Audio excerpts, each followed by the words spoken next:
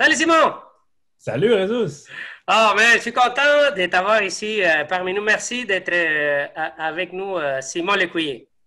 Ça me fait plaisir, Résus. Ça fait longtemps que j'attendais ton appel. Ben écoute, tu sais que je ne sais pas si tu le sais, mais tu n'as pas besoin de mon appel pour en faire partie de toutes les séries que je fais. Tu en fais partie. En fait, tu es une des premières personnes qui a été avec moi pour les cliniques Scrum Masters ici à Montréal. Tu es une des Ouais. premières coachs qui est venue. Puis, ben, notre histoire, ça date de longtemps, mais on n'est pas là pour parler de moi. On est là pour parler de toi. Donc, merci d'être ici pour ça. C'est un nouvel épisode de la saison 2, Agility Enablers, où on parle avec des gens comme toi qui ont un beau parcours à partager pour des gens qui accompagnent des leaders à travers l'agilité. Donc, sans tarder, d'abord, je voudrais savoir, Simon, pourrais-tu nous raconter un peu ton parcours? On arrive ici avec toi? C'est pas ton CV, mais plutôt les éléments clés qui t'ont amené ici au jour présent. Certainement. Ben oui, Résus, d'abord, ben merci encore de me recevoir. Euh, Parcours, ouais, je me suis posé la question un peu avant qu'on se parle. Là. Dans le fond, je me suis demandé ça commençait où, cette histoire-là. Moi, bon, souvent, quand on rencontre des nouveaux coachs ou des Scrum Masters dans notre réseau, tu sais, on demande de où tu viens. C'est quoi ton background? Puis là, les gens disent ben, gestion ou développement ou moi, je faisais telle affaire. Moi, j'ai pas mal juste fait ça, du coaching. Comme je viens du monde de l'agilité. Professionnellement, je parle, dans le sens où quand j'ai fini mes études, j'ai commencé un stage en gestion de projet. Puis après ça, après 3 mois, j'ai rencontré des gens merveilleux qui m'ont fait découvrir l'agilité. Puis j'ai commencé comme Scrum Master tout de suite, 3 mois en sortant de l'école. Donc ça fait quand même plusieurs années de ça. Mais ça fait que c'est un drôle de. Quand je me suis dit comment je réponds à cette question-là, ben ouais, je viens de ce monde-là. Mais après, je me suis posé, c'est quoi aussi qui était là peut-être avant ou peut-être plus particulier dans mon parcours? Ben, euh, j'ai réalisé que mon premier job à vie, c'était coach.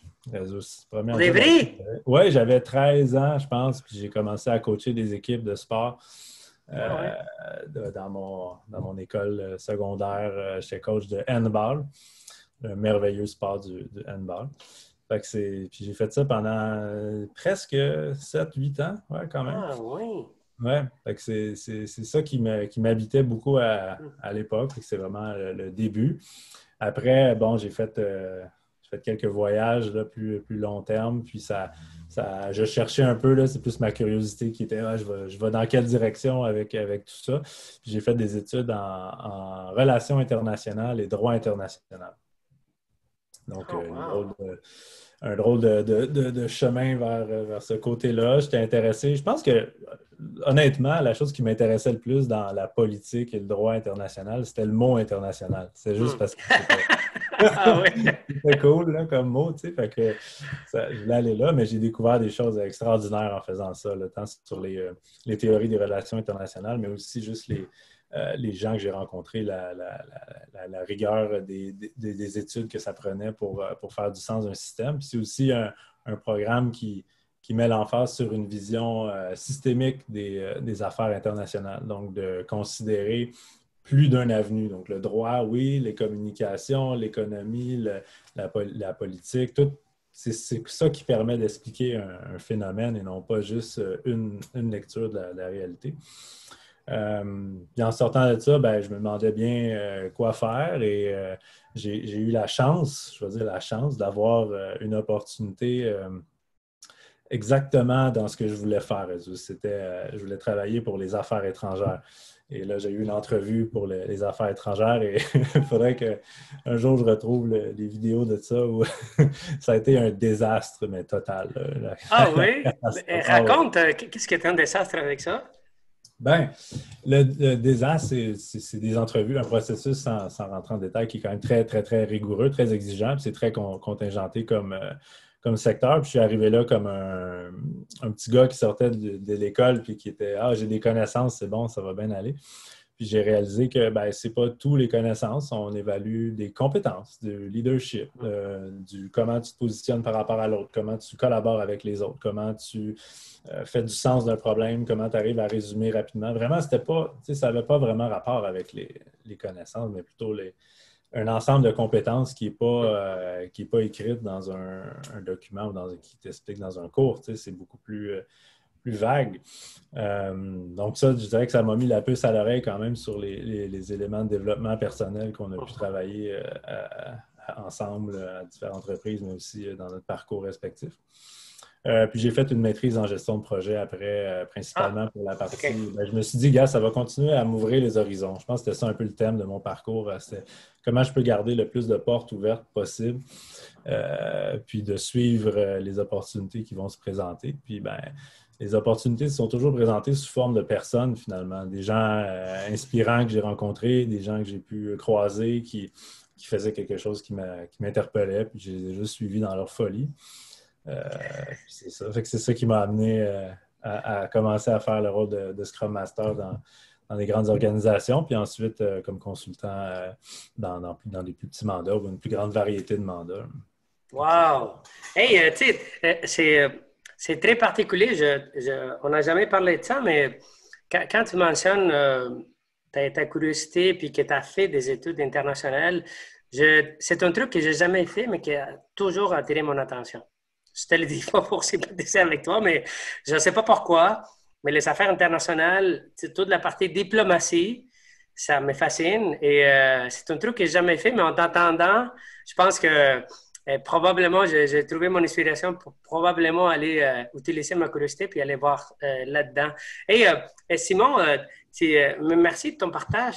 Et je t'avoue que depuis les débuts de la série Agility Enablers, j'en ai interviewé à peu près 40 personnes.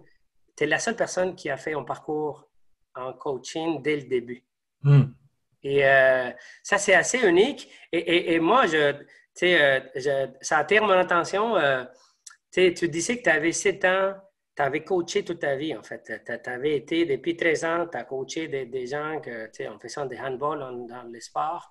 Et qu'est-ce que tu trouves qui te ressemble à ça? Là? Quand tu parles de coaching, puis tu l'as fait depuis des années, toi, en tant que personne, tes valeurs, comment tu te retrouves là-dedans?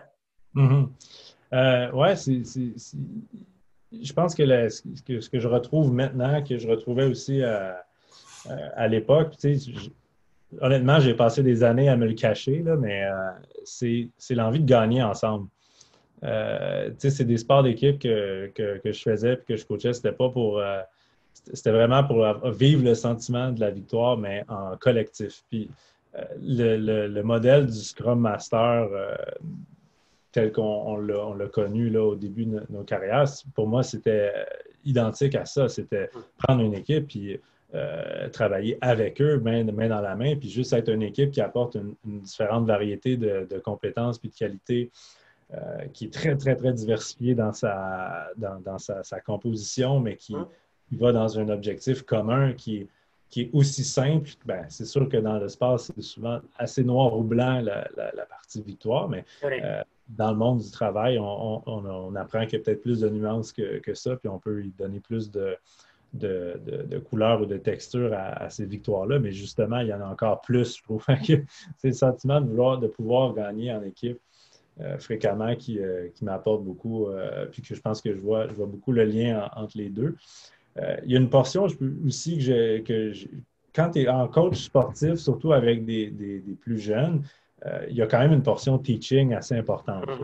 Il y a aussi quelque chose, je trouve, de très motivant pour moi dans pouvoir apprendre quelque chose à des gens, donc l'enseigner, puis de voir la progression qui se passe dans l'année, et surtout au niveau collectif. Je pense que c'était ça qui m'inspirait le plus. Je n'ai jamais été un grand technicien en termes de sport, fait que c'était plus de voir les résultats collectifs, puis comment justement l'amélioration au niveau de la communication ou des passes ou de comment stratégiquement on était soudainement mieux positionné, comment ça se déroulait. Ça m'a toujours motivé énormément. Puis, je pense que dans le métier de coach ou de Scrum Master, on retrouve beaucoup cette composante-là, surtout pour quelqu'un comme moi qui n'a pas un background en technologie. Je me verrais bien mal d'essayer d'apprendre à quelqu'un comment faire du TDD ou comment faire certains types de pratiques d'ingénierie qui, ben, au final, je ne suis pas expert de ça, je ne peux pas l'apprendre. Sauf que apprendre à un groupe comment travailler ensemble, ben, ça devient motivant. Puis de devoir grandir ensemble, c'est génial. Je te C'est dirais que intéressant. la troisième chose, je pense, que je retrouve, c'est, tu sais, quand tu es entraîneur d'une équipe de sport, c'est pas toi qui compte le but, tu sais. C'est pas toi qui score le but de la fin et qui fait l'arrêt spectaculaire ou qui fait le jeu. C'est quelqu'un dans l'équipe, c'est un joueur, c'est un membre de l'équipe. Puis il y a quelque chose d'excessivement satisfaisant puis riche de voir justement un membre d'équipe ou que ce soit une équipe sportive ou une équipe de travail, réussir un de ses coups d'éclat puis d'en être personnellement. Tu vois la fierté de la personne, tu vois la fierté de l'équipe autour de cette personne-là sur le moment précis. Puis là, finalement, notre vie d'équipe devient une succession de coups d'éclat quand c'est une équipe qui va bien. Là. Fait que c'est ça, je dirais, un des liens que je vois aussi. Wow. Puis ça, avec toi, moi, je t'entends. L'image qui me vient en tête, c'est tu es un joueur d'équipe, puis tu ne te mets pas nécessairement en avant, c'est mon interprétation. Là. Tu vises à aider les autres et ton épanouissement vient à travers l'épanouissement des autres, comment ils grandissent, les voir eux escorer des buts, les aider, la dynamique et tout ça. Et ça, c'est un truc qui t'interpelle. Est-ce que j'ai bien compris? Oui, non, tu as tout à fait, tu l'as bien formulé. Puis je pense que c'est une composante finalement que je réalise qui est essentielle pour le travail d'un coach de façon efficace. Si on veut s'accaparer le devant de la scène ou la victoire pour nous ou le coup d'éclat pour nous, ben, ça se peut que ça marche pendant quelques semaines, quelques mois, puis on sent qu'on est heureux personnellement, mais après, on sait bien que derrière, ça ne suit pas, c'est pas quelque chose qui est C'est vrai. pérenne ou durable. Hmm. Puis comment, tu accompagnes des leaders depuis un certain temps, Simon, puis tu as eu beaucoup d'expérience, selon ce que je connais, au niveau des équipes, des individus. Tu es ton coaching intégral, tu es ton coach intégral aussi professionnel. Tu fais des coachings individuels aussi. Euh, quelle est la différence que tu verrais entre les différents niveaux, individu, équipe et leader? Qu'est-ce qui est différent selon toi? Est-ce que tu peux jouer le même type de jeu que tu viens de décrire en ce moment quand tu es devant un leader? Euh, il y a des différences, oui, je pense. Il y a beaucoup de choses qui se ressemblent, là, dans le sens que, tu sais, au final, peu importe qui on accompagne, on y amène quoi? On y amène de l'écoute, de l'amour, de l'empathie, de la réflexion, de la franchise, de la transparence. Indépendamment de qui ou quel groupe on accompagne, c'est ce type de qualités-là qui vont nous aider dans notre métier. Fait que ça, c'est un point pour moi qui est très, tu sais, qui est commun, qui est direct. Euh, Après, le défi peut-être particulier que je vis personnellement avec l'accompagnement de leaders, c'est que surtout quand c'est des leaders qui ont des positions assez élevées dans la hiérarchie d'entreprise, la quantité puis la complexité des préoccupations qu'ils ont me surprend toujours. Ça me dépasse. Puis, pour moi, ça a été un défi assez important d'être capable de me détacher de la compréhension des enjeux, de compréhension complète des enjeux qu'ils vivent. Euh, Tout simplement parce que ils vivent des choses assez importantes au niveau stratégique de leur positionnement, de comment ils rentrent en relation avec d'autres vice-présidents ou de comment ils se positionnent. C'est toujours quelque chose de bien important. Puis les budgets, c'est toujours des préoccupations qui, au début, étaient pour moi intimidante parce que je n'ai pas eu à gérer dans ma vie tout ce type de préoccupations-là. Donc, c'est difficile des fois de se dire comment je fais pour l'aider si je ne sais pas c'est quoi la bonne façon de faire. Tu sais, c'est quoi je ne suis pas capable de lui dire oui, j'ai déjà fait ça dans le passé et tu devrais faire X, Y, Z. Donc, c'est pour ça que l'approche de coaching et non pas celle de mentoring devient excessivement importante dans ces moments-là. Parce que c'est des gens qui ont tellement déjà du savoir, qui ont déjà de l'accompagnement de mentorat, qui ont un niveau d'expertise élevé. Ce qu'ils ont besoin, c'est de l'écoute, de l'empathie, de la reformulation de leurs enjeux, puis de refléter eux-mêmes ce qu'ils sentent comme défi. Quelles sont les pistes qui se présentent devant eux, comment on peut les aider à s'aider, comment on peut les outiller à trouver eux-mêmes les réponses. Pour moi, là, ça a pris tout son sens quand j'étais devant des gens où j'avais mais absolument aucune idée de comment ils pouvaient se sortir des problèmes qu'ils avaient. Fait que ça, pour moi, ça a été une différence clé, mais ultimement, les outils se ressemblent quand on vient au fondamental de comment on fait pour coacher ou accompagner un groupe. Ah, mais c'est intéressant là, ce que tu reflètes au niveau de la réflexion, de point de vue, celui qui offre le service, qui offre l'accompagnement, et à quel point il faut être conscient de qui on est, et devant qui, quelle est la posture qu'on va prendre et comment on va les prendre pour pouvoir bien jouer notre rôle et offrir les cadeaux de l'amour, l'écoute que tu viens de mentionner en tant que coach. Puis, je trouve ça intéressant, l'élément que tu amènes à niveau de défi qu'un leader peut vivre à chaque jour et à quel point ça peut impacter la vie d'une personne qui accompagne, qui joue le rôle d'accompagnateur dans sa posture et même dans sa journée, en fait, dans ses journées pour se développer et pour prendre une posture qui puisse être en bénéfice, pas seulement du leader, mais aussi de l'organisation et de l'avancement de ce qu'on essaie de faire. Je trouve ça intéressant. Puis, je me demande quels sont les défis que toi, tu viens de mentionner celui-là. Quels sont les autres défis que tu vis en tant que Simon Lécuyer pour vivre, pour passer à travers, pour poster, pour avoir la casquette de coach dans son entreprise où tu côtoies des leaders qui sont, des fois, la plupart sont plus expérimentés que nous. Puis, moi, je le sais que tu joues les différentes postures, les casquettes sont différentes. Des fois, tu accompagnes une équipe, des fois, tu vas accompagner un individu, plusieurs équipes, des fois, les systèmes, des fois, des leaders en individu, plusieurs leaders. Quels sont les défis que tu vis pour pouvoir, pour te permettre de jongler à travers tout ça? Oui, il y en a effectivement, il y en a beaucoup. C'est un jeu que je trouve assez complexe. Puis j'apprends de ça énormément en ce moment parce que j'ai l'impression que depuis que je suis à l'endroit où je suis, le système se complexifie quand même. Il prend une certaine envergure. Donc, les demandes, comme tu l'as mentionné, c'est à plusieurs niveaux, là, que ce soit individu, équipe, du multi-équipe, de la livraison de projet, de la stratégie, du middle management, de l'exécutif. C'est des gens que je les connais tous, donc il y a quelque chose de facile dans l'entrée en relation avec, puis dans être capable de les aider ou en tout cas de travailler dans la même direction. Un des défis, c'est que travailler avec un leader puis lui proposer à la fois des postures, à la fois des perspectives, en connaissant tous les gens qui font partie de ce système-là, qui vont être impactés par une prise de cette posture-là, par un changement peut-être pas de vision, peut-être pas jusque-là, mais quand même, oui, de comment ils communiquent à un groupe.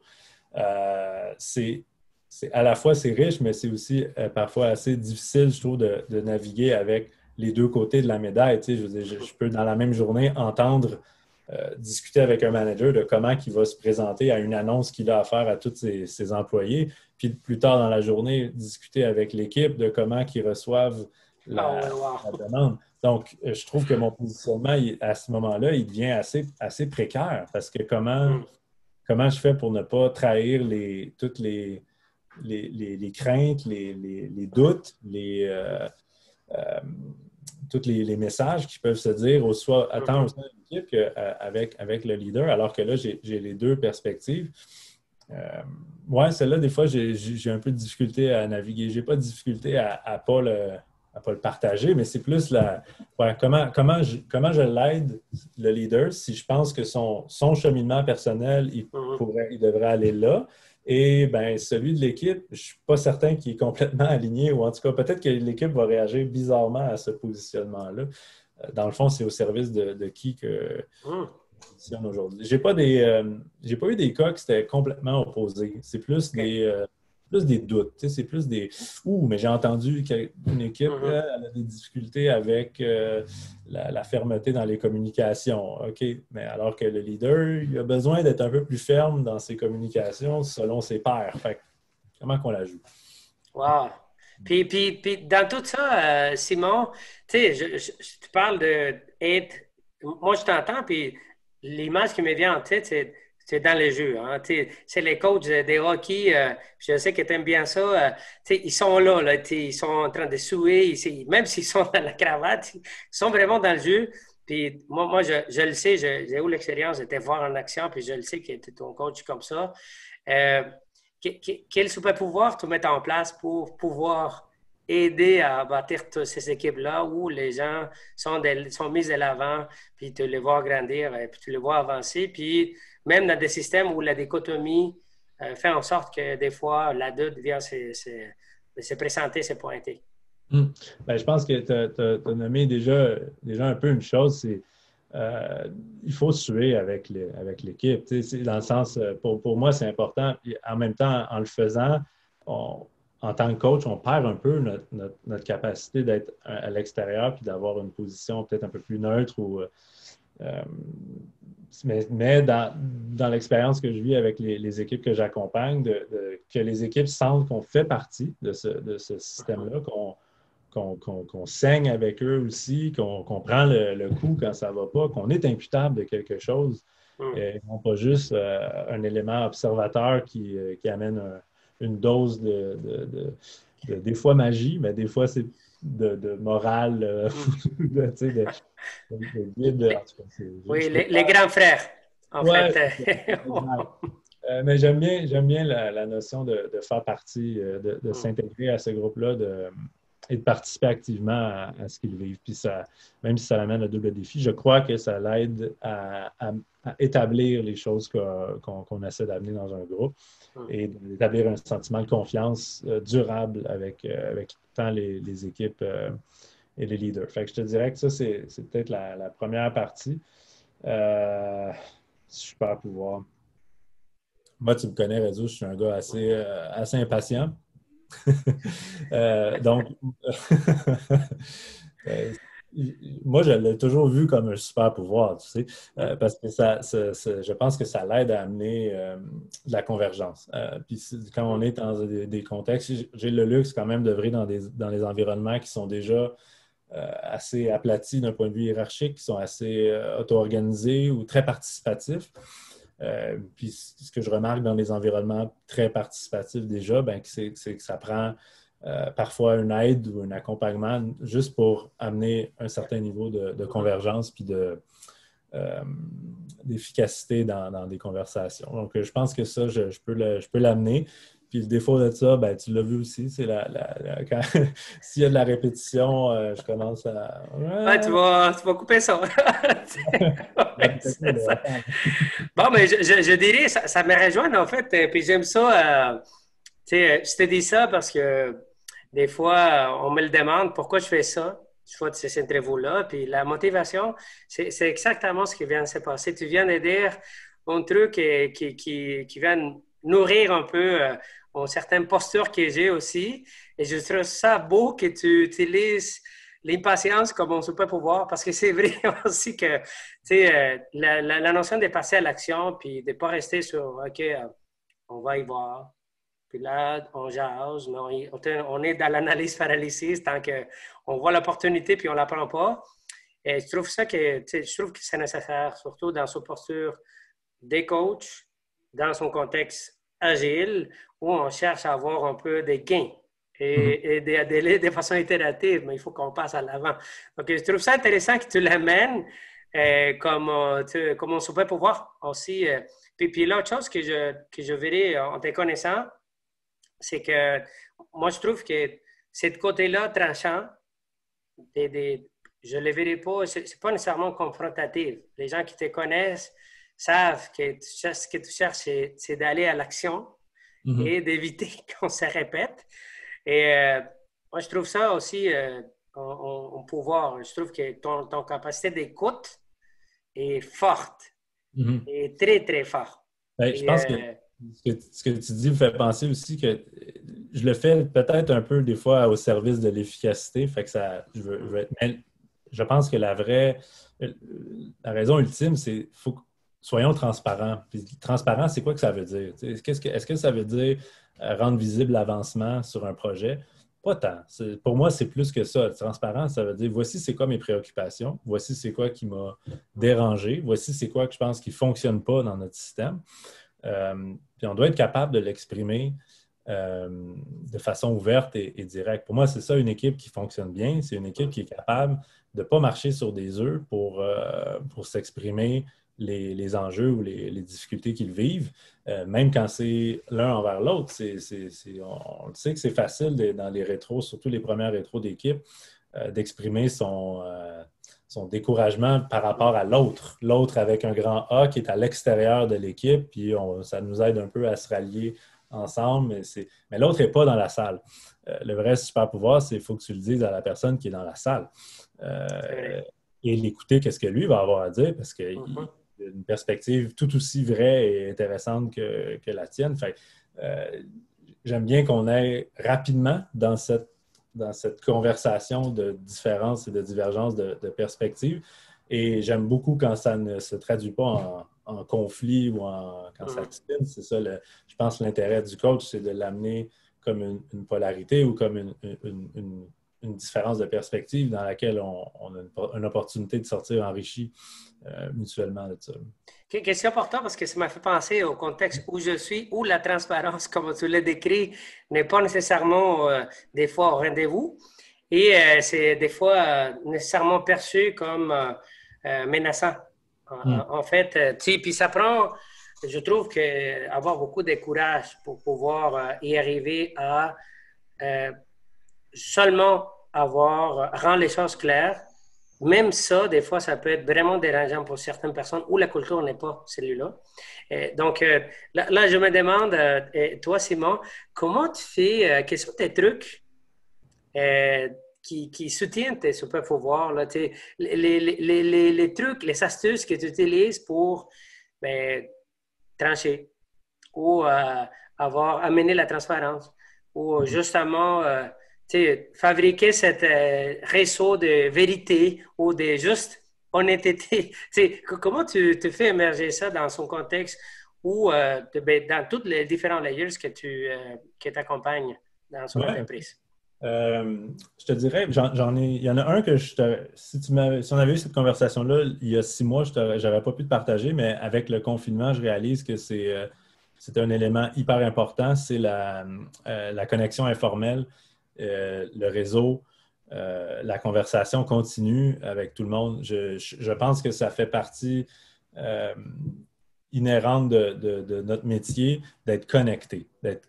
On peut pas, pour moi, je peux pas débarquer dans une rencontre, dire facilite-nous une gestion de conflit avec deux choses. Je veux dire, il y a des outils pour ça, puis ça se fait, mais ultimement, quand tu me dis qu'est-ce qui soutient ce super pouvoir-là, pour moi, d'être au courant, de pouvoir aller connecter avec les gens avant, Mm. après, débriefer, essayer de comprendre plus en détail c'est quoi qui se passe, essayer de rajouter de l'information qui est peut-être pas dans notre spectre de vue, ben ça prend du temps, ça prend du temps d'informel. Puis là, ben dans notre confinement actuel, c'est quelque chose qui est beaucoup plus difficile à aller Mhm. chercher. Il faut faire des efforts très proactifs pour aller chercher une dose d'informel dans nos équipes.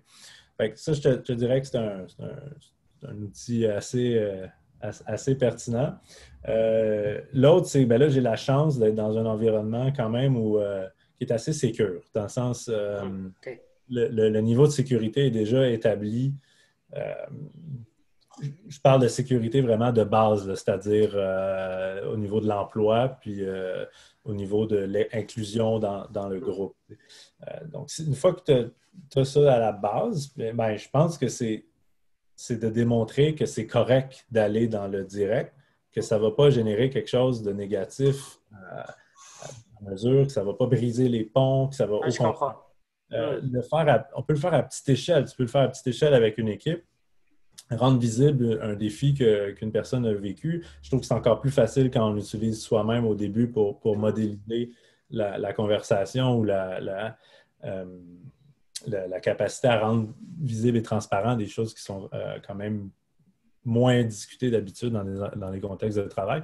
Puis le faire, ça l'ouvre des portes. Ça fait juste ouvrir des portes, ça fait juste montrer que ultimement, les gens trouvent ça libérateur. Dernièrement, j'ai une rencontre de feedback avec un employé. Puis, les membres d'équipe ça faisait 2 semaines qu'ils avaient envie d'avoir cette rencontre-là, mais qui hésitaient. On ne sait pas si on devrait le faire, comment qu'on le fait, il faudrait se préparer. Mais évidemment, tous ceux qui ont déjà fait ce type de rencontre-là, généralement 10 minutes, même pas 30 secondes après le début de la rencontre avec l'autre personne, c'est de la reconnaissance qu'on reçoit. Le feedback, la personne est contente d'avoir du feedback, contente d'enfin pouvoir en parler ouvertement. Puis c'est comme si on débouche quelque chose. Donc, juste le faire de façon active, le faire de façon répétitive, ça permet d'ouvrir cette espèce de capacité à avoir des conversations de plus en plus franches et ouvertes. Je te dirais que la troisième chose, c'est, là, j'ai ouvert une porte en disant le faire soi-même. Se mettre en posture de recevoir du feedback, je pense que c'est très important aussi. Le faire devant l'équipe, s'exposer, puis modéliser ça ressemble à quoi, recevoir du feedback, l'accepter réellement, en être reconnaissant. Puis c'est des étapes tellement faciles, puis quand on fait des sondages après, on se rend compte que la majorité des gens veulent du feedback, ils en veulent. Donc, comment on fait pour le rendre visible? La majorité des gens veulent améliorer leur système, veulent améliorer leur équipe. Comment on fait pour rendre visible ça dans ce cas-là? Il faut juste se pratiquer un peu, puis on se rend compte qu'il n'y a aucun inconfort à mettre sur la table nos difficultés. Wow! Ben écoute, des pépites d'or que tu lances ici, j'adore cet espace-là. Tu sais, l'image qui me venait en tête quand tu décrivais toutes les astuces que tu utilises, c'est comme, tu sais, à la base, il y en a des fondations, là, tu sais, la sécurité nécessaire pour pouvoir y arriver à avoir des conversations où la franchise est très présente. Puis il y en a des étapes à franchir avant de pouvoir dire, OK, moi, je suis comme ça, même de modeler les comportements. Il y en a une certaine sécurité, une assurance qu'il n'y a rien qui va se passer si je suis comme ça, si je suis moi. Il y en a des étapes et j'apprécie ça parce que des fois, je pense qu'on brûle des étapes en essayant, en rentrant dans son contexte où on ne connaît pas nécessairement la culture. Et ça peut être facile où on amène, tu sais, on est tellement habitué à porter, à être soi-même, que des fois, dans des cultures où on n'est pas comme ça, ça peut être frappant. Donc, je trouve ça intéressant que tu le décrives par étapes et que c'est pas un truc qui est acquis. Même si tu es comme ça, c'est pas nécessairement que les autres vont t'accepter comme ça et qu'ils vont agir comme toi. Merci pour ces partages-là. Puis pour gérer le temps, Simon, ça passe super vite. Il nous reste à peu près comme 5 minutes pour rester dans le time box. J'aurais envie de te poser la question, Simon. Tout ce que tu décrives, ça a l'air vraiment facile. Tu es au maître des communications. Je le sais que tu maîtrises ça. Et j'aimerais savoir, qu'est-ce qui te motive à travailler avec les gens? Il y en a des pitfalls, les gens tombent. C'est pas évident des fois de travailler à différents niveaux. Il y en a la COVID, le télétravail, la vie en famille, la manque de sécurité parce qu'il y a des pertes d'emploi. Qu'est-ce qui te motive à toi à rester dans le jeu puis à te souder avec tes gens? C'est une excellente question, Résus. Mais je dis que c'est une excellente question parce que je ne me la pose pas souvent, honnêtement, là, dans le sens, pour moi, ça va de soi, c'est ça la vie, c'est ça l'important, c'est ça l'essentiel, c'est travailler avec les gens, puis on passe le tiers de notre vie dans un environnement de travail, on passe tellement de temps à pas entretenir des relations riches, à pas être nous-mêmes, à se cacher derrière quelque chose qu'on a inventé nous-mêmes. Il n'y a pas de force supérieure qui nous... c'est nous, on est entre nous. Puis, donc, c'est ce qui me motive à rester là, malgré les défis, malgré que des fois, on sent effectivement que nos démarches ou nos résultats, ça avance, ça n'arrive pas tout instantanément ou si rapidement qu'on le voudrait, ou il y a de la répétition, comme je disais. Mais ultimement, il n'y a rien de plus satisfaisant que d'entendre un merci une fois de temps en temps, puis de voir un groupe juste, ou une personne même, se sentir bien. Aujourd'hui, cette personne-là a commencé sa journée d'un mauvais pied ou pour plein de raisons qui nous échappent. Puis, l'environnement de travail lui a permis de ne pas empirer cette situation-là ou en tout cas au moins sentir qu'il y avait une zone d'accueil et d'écoute, peu importe avec quelle énergie il se présentait. Je pense que ça, c'est très riche et c'est très important pour nous en tant que société d'être en mesure de se réaliser dans le milieu du travail. Je pense que c'est essentiel. Wow! Bien, avec ces belles mots-là, Simon, j'ai vraiment adoré le temps qu'on a passé ensemble. Qu'est-ce que tu en penses? Comment ça a été pour toi? Mais comme tu dis, ça a tellement passé vite. Je me disais, mon Dieu, j'ai pas tant de choses à dire pour combler 30-40 minutes. Non. Je sais que Résus, c'est bon, il va me poser des bonnes questions, mais là, à ce point-là, c'est fort. Non, j'ai beaucoup apprécié. Merci, Résus. Puis merci aussi pour tout ce que tu fais pour la communauté Agile à Montréal. Là, les projets que tu lances, moi, j'apprécie beaucoup ton super pouvoir de fearlessness, là, puis de juste essayer des initiatives comme ça. Moi, ça m'impressionne énormément. J'ai beaucoup à apprendre de ça. Puis je trouve ça beau. Je trouve juste ça beau ce que tu fais. Fait que merci encore pour l'opportunité. Puis continue. Ah, mais merci. Puis je retiens quelques éléments qui ont été vraiment clés, qui m'ont marqué de l'entretien. Tu disais l'importance du relationnel, l'effet que les gens se sentent qu'il y a un endroit pour venir qu'on les écoute, puis se sentir mieux, puis partir avec peut-être potentiellement un sourire, puis se souder avec les gens pour les voir grandir. Je pense que c'est des beaux...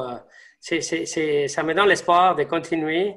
Puis je te remercie pour ça, Simon, d'avoir ouvert la porte et de partager la richesse de ton parcours et ton énergie qui est toujours une source d'inspiration.